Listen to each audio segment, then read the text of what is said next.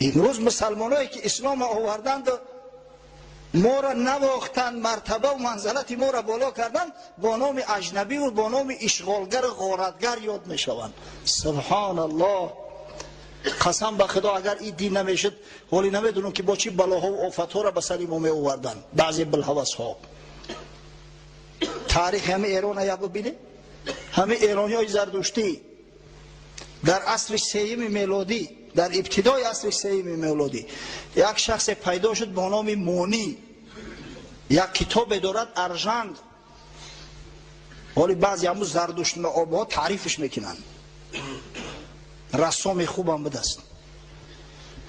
ادعا کرد که باید بین پاکی و بین ناپاکی جمع نیایند، جمع نشود هیچ وقت. نور با ظلمت باید آمیخته نباشد. از این خاطر گفت که نکاح حرام است.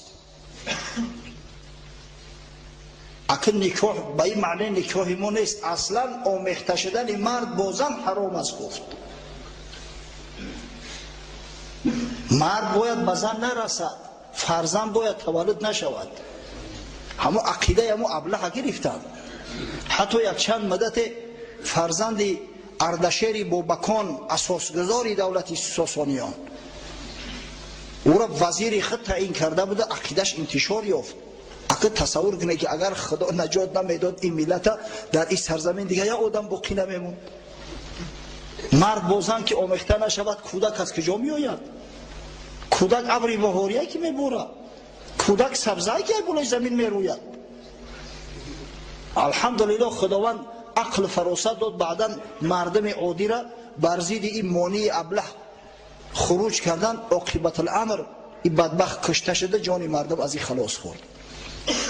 در عصر 5 یک عصر قبل از تولد با سعادت جناب سرور عالم صلی الله علیه و سلم، یک مرد با نام مزدک آمد، ادعا کرد که تمام بایگری بین مردم، بین خلق خدا باید برابر تقسیم گردد. مال ثروت عمومی است، زن عمومی است. پادشاه ایران قباد پدر این همین نوشیروان کسرا عقیدش قبول کرد. کار به حد رسید که اوباشا می درآمدن دیگه در خونه مردها زناشون صاحبی میکردن، مولاشون میزدن میگرفتن، همه دیگه لاش شیده بود. حتی در بعض متنهایی که از همون زمان باقی مانده است آمده است که مردم دیگه غیرت عمیت گم کردیان. مردم به حد بیناموس شدیان که در نزدشون میآیند مردای بیگانه به زناشون میرسن، به دختراشون میرسن، چشمشون هم بپره، پروایی ندارن. تصور کنه که همون آیین مزدکیه در اینجا پهن میشد. الحمدلله اسلام اومد، این دین زردشتی پلید از بین برد و ایلا با کی میدونه که چه حیله‌گرا و چه مکرها پیدا میشدند و چه زلزله ها میشه در این جامعه و در این مملکت. اما الحمدلله و المنه خداوند ما و شما را نواخت با وجود حبیبش محمد صلی الله علیه و سلم که واقعا رحمت عالمیان است و ما ارسلناک الا رحمتا للعالمین. اگر خودت تصور کنه که در همه حالت در این وضعیت پا به عرصه هستی گذاشتن محمد صلی الله علیه و سلم تا کدام درجه ضروری بود. ضرورت بعثت پیغمبری که تمام بنی بشر را نجات میدهد و همه را به موحدی دعوت میکند پخته رسیده بود. غیر از این سه دینه که بیان کردیم در دنیا همچنین دین بودایی بود. دین بودایی تقریبا 2500 سال قبل از تولد حضرت عیسی علیه السلام پیدا شده است. اساسگذارش یک شاهزاده هندی بود. یک شاهزاده هندی از خانه پدرش خارج می شود، چند مدت در ابتدا عبادت خدا میکرد، بعدا متاسفانه آمد مردم خداش گفتن، گیتا ما گفتن یک شخص. و این دین بودایی تا به حال علما در تعجب هستند که آیا همیان به خدا باور داشته باشند یا نه. در انسیکلوپدیا بریتانیا اومده است، میگه تمام علمای حتی معاصر بعد این قدر تحقیقات ها حالی هم به یک خلاصه ناومدن که آیا همه به موجودیت خدا باور دارن یا نه. دین بودایی از دو حصه عبارت است. دینی لمائیزم میگن که سردارش هم دلای لما است تیبتی، و دویمش یک حرکتی که در ژاپن در کره او را قبول کردیان. در امریکا وقتی که ما بودیم یک عده از جمله‌ها به یک معبد بودایی ها بردن ما. یک نفرش آمد و همون نماینده بودایی های کره بود است. او طوری گپ زد او بدبخت بر روح باور ندارن، نعوذ بالله، به خدا باور ندارن، به زنده گشتن بعد مرگ باور ندارن. عجیب کارا ببینه که دینی که به خدا باور ندارد، جریانی که به خدا باور ندارد، توهازی را عرض وجود میکنه، توهازی را در دنیا هست، توهازی را طرفدارا دارد. وقتی که شخص به خدا باور نکرد، به روح باور نکرد، از دستش همه کار چشم دار شدن ممکن است. آدمی که همه دنیا را همه چیز بدونه، فرقی بین او و بین اتئیستا چی است؟ اگر چنده که بودا بت پرستی نیست، اما آهسته آهسته آمد در همین سرزمین. ببینه بود و بودا در میان مسلمان ها هیچ تفاوت بینشون نیست، هر دوش یک معنی را میتن، اما بت پرست شدن. صورتی همون پادشاهشون، همون شاهزاده را کلان میکنن، در نزدش سجده میکنن، سر میچکن، قهقرن قفا میوین، حقوق ندارن که با پشون سینه هم میکنن. در برابر این با دین هندویزم در هندوستان، دین هندویزم 330 میلیون خدا داشتیه، نعوذ بالله. گاوم خدا است نزدی اونا، شاید خرم نزدشو خدا باشه، ماریکاب را برای ورج خدا های. هر چیزی که در نظرشون معقول میشید خداش میگفتن، با پگه اگر لازمش میشید میخوردنشو با یک خدای دیگه انتخاب میکردن. این جهالت، این نادانی. 330 میلیون حساب کردیم، 330 میلیون خداها داشتیم. نه اینکه هر یک قبیله یا هر یک قوم یا هر محله، هر خاندان صدها خدا داشت، هر یک خاندان دا صدها خدا بود. و جور و ظلم به حد رسانده بودن که مردم به طبقات مختلف تقسیم میکردن. بسیار جور و ظلم کلام بود، کسته ها بود. همین کسته شاید در هندوستان تا حاضر وجود داشته باشه. موافق دین هندویی تمام مردم به 4 کسته تقسیم میشدن. کسته از همه بالا کسته براهیمه، طبقه برحمن ها که یا مقدسن، یا را نعوذ بالله قریب خدا میگفتن، به حد خدایی برداشته بودن. کسته دیوم کسته شطری میگن، یعنی جنگاوران، سپاهیان. کسته سیم با نام ویش یاد کرده می شود. همه یعنی هنرمندان و کاسبان و دهقانان اینا در همی کسته بودن. و نهایت کسته از همه پست نفرت زده که نجیس می گفتن شو، نجاست شو می گفتن. یک کلمه عجیب است، اجور بود یا چیزی به همین مانند بود، به همون نام یاد شو میکنن، یعنی نجیس. میگن خداوند همه را خلق کرده، به همون لای پاهاش گرفت شوشت، همین قوم کلوله کرد گرفت مون. بنده های خدا را ببینید به چی چیزا تقسیم میکنن. این کسته آخران یا بیچاران حقوق مال و ثروت جمع کردن داشتن، حتی حقوق نداشتن که دستشون در بدن همون برحمن برسونن، یا نجس حساب میخوردن. تا همین درجه را انسان پس زدگی بود. همین پستی و رذالت در دل زردشتی از اونا کم نبود. افسوس صد افسوس که وقت کم مونده است، امکان ندارم که من برای شما بیان کنم. اما من چندین بار قصه کردم که چی نوع مردم عوام را، بیچاره ها را، اگر چند بعضش مال و ثروت داشتن، نمیگذاشتن که معلومات عالی گیرن، نمیگذاشتن که در مدارس تحصیل کنن، دبیر شوند. همین جور و ظلم در همه جا بود. پس وقتی که خدای تعالی رحمت عالمیان محمد مصطفی صلی الله علیه و سلم را به کتاب آسمانی قرآن مجهز از برای نجات بنی بشر فرستاد، مردم نفسی تازه گرفتند، قامت مردم راست شد، مردم آرام شدند. وقتی که قانون حقوق بشر قبل از این قانونهای حقوق بشر ما اعلامیه حقوق بشر داریم. سال 48 1948 در نظر دارم. سازمان ملل متحد قبول کرده است. فخر میکنیم اعلامیه حقوق بشر 1432 سال قبل از این از جانب پروردگار اعلان شد. یا ایها الناس انا خلقناکم ذکرا و انثی. ای مردم ما شما را مرد زن خلق کردیم. یا ایها الناس انا خلقناکم من نفس واحده. ای مردم ما شما را از یک آدم به دنیا آوردگیم. و جعلناکم شعوبا و قبائل لتعارفوا. ما شما را به قوم و ملت ها به او خاطر تقسیم کردیم. زبان های مختلف برای آن به شما دادیم تا اینکه همدیگر را بشناسید و خدا را بشناسید و با همدیگر در خیر احسان و در عبادت خدا مسابقات داشته باشید. ان اکرمکم عند الله اتقاکم.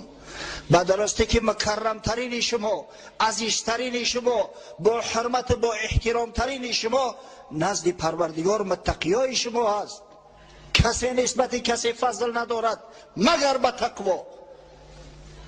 انا اعلامیه آزادی و حقوق بشر که از جانب پروردگار انتشار یافت و انتشار دهنده آن رحمت عالمیان محمد مصطفی صلی الله علیه و سلم است. پس می شود که این انسان این شخصیت بزرگ دوست نداری. سبحان الله. مرگ کسی که این شخصی بزرگ دوست نمی دارد. اما دوستداری سری دستکی نه. دوستداری باید دوستداری واقعی باشد، دوستداری صدقی باشد. باور کنه قسم به خدا اکثر ما و شما، اکثریت کل ما و شما جان ما او طرف استاد، مال و ثروت مون از محمد صلی الله علیه و سلم بیشتر دوست می‌داریم. یقینا النبی اولا بالمؤمنین من انفسهم. خداوند در قرآن می‌فرماید محمد صلی الله علیه و سلم برای مسلمانان از جان‌هاشو عزیزتر است. کجای جان کجا میره؟ وظیفه و منصب از محمد دوستتر می‌داریم. مال ثروت از محمد دوستتر می‌داریم. خانه و در و ماشین از محمد صلی الله علیه و سلم دوستتر می‌داریم. این امروز احوال ما.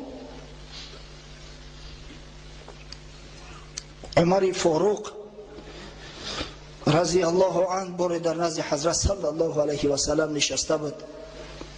راوی حدیث عبدالله ابن هشام روایت میکند که حتی دست مبارک رسول الله صلی الله علیه و سلم به دست گرفته بود.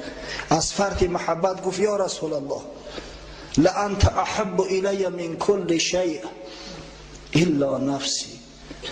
ای حبیب خدا ترا گفت از تمام اشیا بیشتر دوست می‌دارم، از همه چیز مگر از جانم. شاید همه جانم برام عزیزتر باشد. دیگر از زن فرزند، از پدر و مادر، از خانه و در، از تمام دنیا تو برای من عزیزتر هستی. حضرت در جواب فرمود لا والذی نفسی بیده حتی اکون احب الیک من نفسک. یا عمر گفت قسم به خدایی که جان من در قبضه قدرت اوست تا زمانی که مرا از جانت بیشتر دوست نداری ایمانت کامل نیست.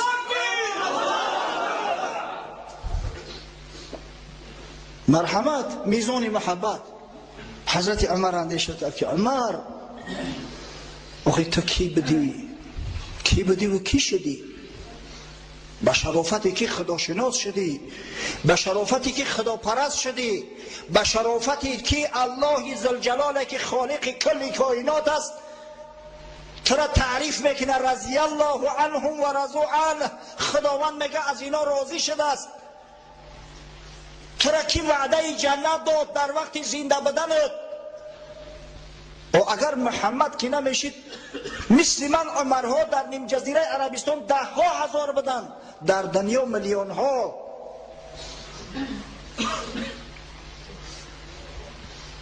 گفت فإنه الآن یا رسول الله والله لأنت احب الی من نفسی. ای حبیب خدا قسم به خدا گفت از جانم بیشتر دوستت میدارم. حضرت گفت الان یا عمر. یا عمر گفت الا که ایمانت کامل شد. خوب در خونه اندیشه کنی چند خد دوست می‌داریم پیغمبرمون. میزان و درجه محبت ما تا کدام درجه است؟ یک سنجش کنی خودتونه، بعد میفهمی که تو کدام درجه راست قول هستید یا دروغگو. متاسفانه شخصایی که دعوای محبت میکنن اما در اصل دروغگوی بیش نیستن در جامعه زیاد هستند.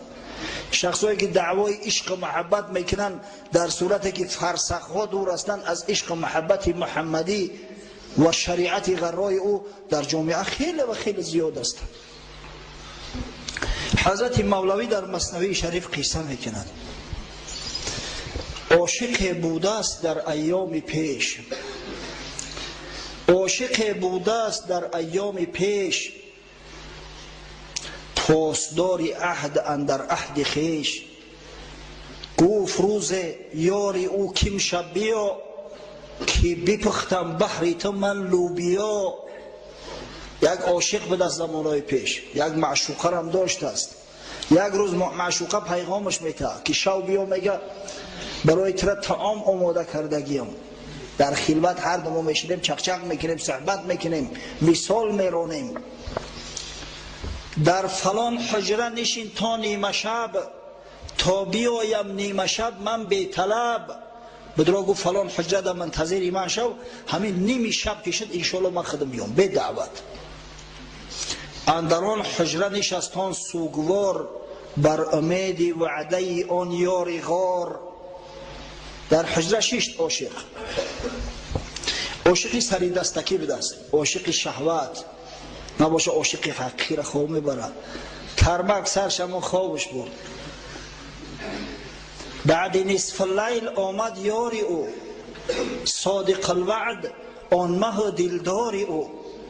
عاشق خود را فتاده خفته دید، اندک از آستین او درید. گردکان چندشان در جیب کرد، که تو طفلی گیر این می باز نرد.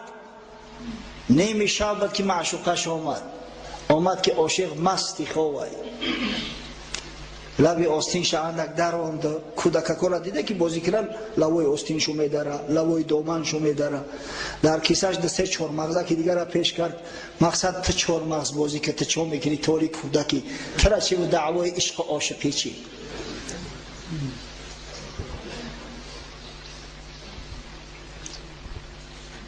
شن سحر عاشق از خواب برجهید، آستین و گردکانها را بدید.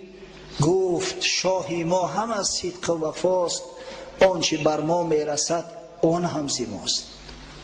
سحر از خواب خیست، دید لب آستین کندگی، کیسهش در دست انداخت که 4 مغز برآمد. سبحان الله. گفت یاری ما واقعا صدق و وفا است. هر بلایی که به سر میآید از دست خودمون، وای به حال ما. همین بر ما هم هر بلایی که میآید، خود در این سرزمین باشه، خود در عالم اسلام باشه، همه از دست خود ما است که دعواهای دروغین داریم، محبتی بر دروغ داریم. دعوا واهمه زیاد است، اما در حقیقت اگر ببینیم محبت محبت حقیقی نیست. انشالله اگر این محبت حقیقی شود عالم گلستان می شود. اگر این محبت حقیقی شود، او سیادت قیادتی را که خدای تعالی برای اصحاب بزرگوار حبیبش محمد صلی الله علیه و سلم به تابعان این ملت، به تبع تابعین، به دیگر بزرگا هدیه کرد که مدت 5 عصر 6 عصر پیشگام بدن، پیشتاز بدن، شهسواری میدان تمدن بشری بدن. پروردگار باز اثر نو به این ملت عطا میکنند.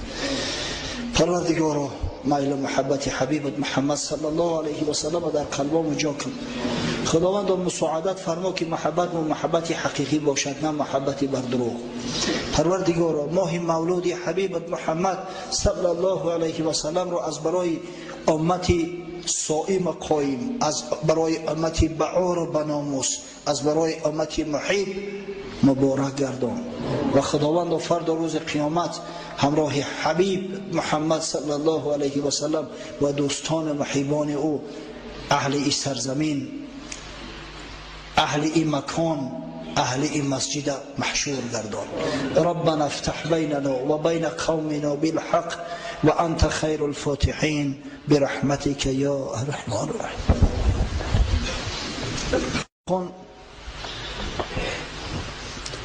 خواهش کرده است که در حقش دعا کنیم خداوند سعادت دارین نصیب و روزیش گرداند. در حق حاجی عابدخان برادر که فرزند خود خاندار کرده ایستاده است دعا میکنیم که خداوند از دامان فرزندش فرزندان صالح نوری چشم خادمان دین مبین اسلام عالمان به عمل متولد گرداند. در حق یک عیده برادرها که چند طفل را از برای طبابت به خارج می بردند دعا میکنیم که خداوند به او طفلا شفای کامل و عاجل عطا فرماید تا اینکه هر چیز تیزتر و زودتر به نزد پدر و مادر خویش بازگشت داشته باشند و پروردگار تمامی بیمارای مسلمان خواه کلام باشند خواه خورد خواه مرد باشند خواه زن خداوند شفای کامل و عاجل عنایت فرما. در حق بعضی برادرها زنگ میزنن طلب دعا میکنن اما متاسفانه از خاطر ما میره. در حق دامل و احکام دین در حق برادرشون محمد جان در حق دوستا و محیباشون خصوصا یک برادر حاجی بسیار محیب است التماس کرده است که در حقم دعا کنن. دعا میکنیم که خداوند جمیع مراد و مقصوداشون حاصل گردانه و تمام عزیزایی را که امروز به خاطر شنیدن امر به معروف و نهی از منکر برای ادای نماز جمعه فریضه الهی به این مسجد تشریف آورده اند خاصتا حضراتی را که مهمانای ما هستند خودمشان اولا خیر مقدم میگوییم و بعدا از درگاه خداوند متعال ذوالجلال تمنای آن را داریم که پروردگار فردا روز قیامت ما را همراه حشر گردانی و خداوند به جمال به مثال حبیبت محمد صلی الله علیه و سلم رسانی و پروردگار مسلمان نگهمان داری مسلمان بمیرانی ما را و فردا روز قیامت همراه مسلمانان محشور سازی. آمین یا رب العالمین. یک برادر طلب دعا کرده است مشکلی داشته است دعا میکنیم که خداوند مشکلیش آسان گرداند و رزق روزیش فراخ و وسیع سازد و جمیع مراد و مقصوداش حاصل گرداند. یک برادر گفته است در حق مادرم که از دنیا گذشته است دعای خیر کنید.